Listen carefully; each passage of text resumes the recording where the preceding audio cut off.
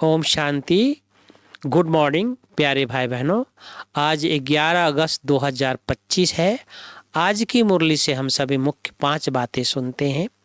पहली बात बाबा बोलते, तुम्हें पढ़ाई से अपनी कर्मातीत अवस्था बनानी है।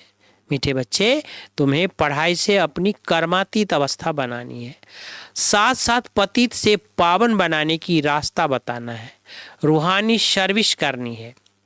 दूसरी बात क्वेश्चन है, कौन सा मंत्र याद रखो तो पाप कर्मों से बच जाएंगे? उत्तर है, बाप ने जो मंत्र दिया है, hear no evil, see no evil, think no evil, do no evil, यही मंत्र याद रखो। तुम्हें अपनी कर्मेंद्रियों से कोई पाप नहीं करना है। कलयुग में सबसे पाप कर्म होते हैं।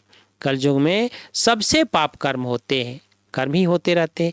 इसलिए बाबा युक्ति बताते हैं, पवित्रता का गुण धारण करो, यही नंबर 1 गुण है। पवित्रता का गुण धारण करो, यही नंबर 1 गुण है। क्योंकि मनुष्य सबसे पाप होता है, इसलिए पवित्रता का गुण धारण करना। तीसरी बात है, अंदर से आसुरीपने को समाप्त करने के लिए चलते फिरते स्वदर्शन चक्रधारी होकर के रहना है। आसुरी पने को समाप्त करने के लिए चलते फिरते स्वदर्शन चक्रधारी होकर के रहना है। सदा चक्र स्मृति में लाना है। बाप की याद के साथ साथ बुद्धि परम धाम घर में लगी रहे।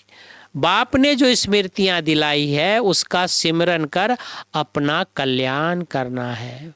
चौथी बात वरदान है, सर्वगुण संपन्न बनने के साथ साथ किसी एक विशेषता में विशेष प्रभावशाली भव।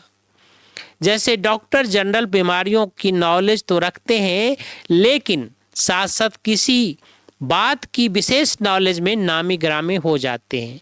ऐसे आप बच्चों को सर्वगुण संपन्न तो बनना ही है, फिर भी एक विशेषता को विशेष रूप में अनुभव में लाते, सेवा में लाते आगे बढ़ते चलो।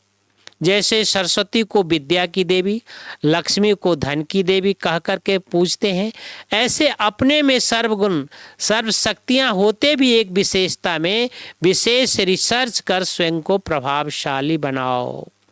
स्लोगन है, विकारों रूपी सांपों को सहजयोग की सैया बना दो तो सदा निश्चिंत रहेंगे।